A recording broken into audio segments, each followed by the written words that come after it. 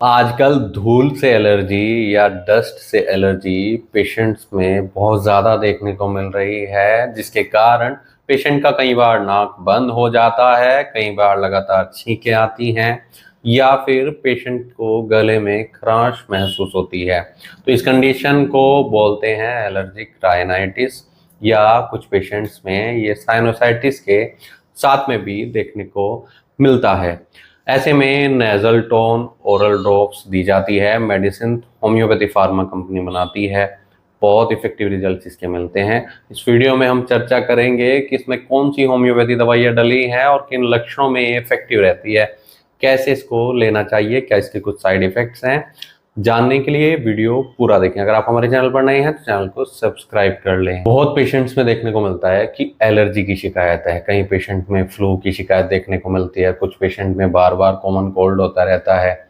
बच्चों में, बड़ों में, ये सब में शिकायतें आती हैं, जिसमें पेशेंट को नाक बंद होने की वजह से सांस लेने में तकलीफ होगी या खास तौर पर सुबह सुबह के समय पेशेंट को छींकें आनी शुरू हो जाती हैं। लगातार कहीं छींकें आएंगी, सिर दर्द की शिकायत कई बार हो जाएगी। उनका लगातार नाक बहता रहता है, कई बार वाइट डिस्चार्ज आएगा, कई बार येलो डिस्चार्ज आएगा। साथ में पीएनडी की शिकायत हो जाती है, यानी गले में बलगम गिरता रहता है, जिसके कारण पेशेंट को बोलने में तकलीफ होती है।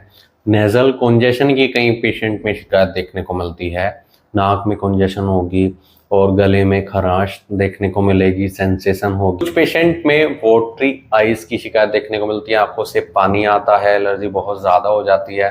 साथ में सिर दर्द की शिकायत बढ़ती नज़र आ रही है।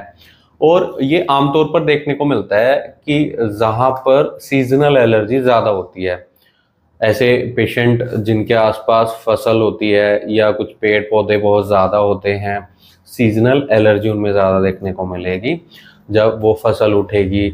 ऐसे केस में पेशेंट को देखने को मिलता है कि पेशेंट बहुत ज़्यादा परेशान हो जाता है, छींकों से, नाक बंद से, नाक में इरिटेशन होगी, खुजली होगी, नाक में सूजन आ जाएगी। तो इसको साइनोसाइटिस बोलते हैं, इसको एलर्जिक राइनाइटिस बोलते हैं। इसके लिए एक ब्लड टेस्ट भी होता है, आईजी लेवल, वो आप करा सकते हैं डॉक्टर की निगरानी में।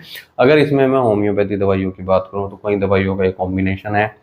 इसमें एलियम सिप्पा डली है, जो खास तौर पर तब दी जाती है लगातार पेशेंट को छींकें आ रही हैं, आंखों से पानी आ रहा है और आंखों में रेडनेस देखने को मिल रही है, इरिटेशन है, जलन है आंखों में, ऐसे केस में दी जाएगी। एक दवाई इसमें नेट्रम म्यू डली है। अगर बार बार पेशेंट को छींकें आ रही हैं या वाटरी डिस्चार्ज देखने को मिल रहा है, साथ में फीवर भी है, ऐसे केस में इफेक्टिव रहती है। फेरम फोस एक दवाई डली है, शुरुआत के दौर में दी जाएगी जब पेशेंट को सर्दी जुकाम की शिकायत होगी, फ्लू होगा, गले में खराश होगी, गले में दर्द होगा।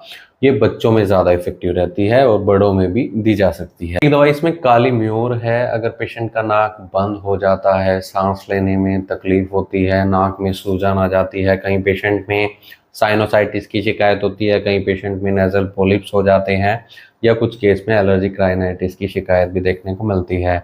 एक पेशेंट में देखने को मिला था कि ये सारी शिकायतें उसको थी, तो हमने काली म्योर दी, बहुत अच्छे रिजल्ट्स मिले। एक दवाई काली सल्फ है, ये तब दी जाती है जब येलो डिस्चार्ज हो, नाक से या फिर गले से बलगम आ रहा है जो येलोइश है और स्मेल नहीं आती है पेशेंट को, खाने से या किसी भी चीज़ की स्मेल नहीं आती है, नाक बंद जब हो जाता है, ऐसे केस में दी जाएगी। अगर आपको ऐसी कोई शिकायत है, ये कॉम्बिनेशन बहुत इफेक्टिव रहता है एलर्जी के केस में। धूल से एलर्जी है, डस्ट एलर्जी है, साइनोसाइटिस का केस है, कॉमन कोल्ड की शिकायत है, बच्चों में भी, बच्चों की तो इम्यूनिटी भी बढ़ाने में मददगार रहता है। जिन्हें टोंसिलाइटिस की भी शिकायत होती है, गले में सूजन देखने को मिलती है, टोंसिलाइटिस को भी ठीक करता है और एलर्जी की शिकायत को भी ठीक करता है। अडल्ट्स में भी सेम कंडीशन है। पेशेंट को अगर फीवर आएगा, एलर्जी की शिकायत है, सिर दर्द की शिकायत है, साइनोसाइटिस के कारण नेजल कॉन्जेशन है, जलन है, दर्द है गले में, तो ऐसे केस में भी इफेक्टिव रहती है।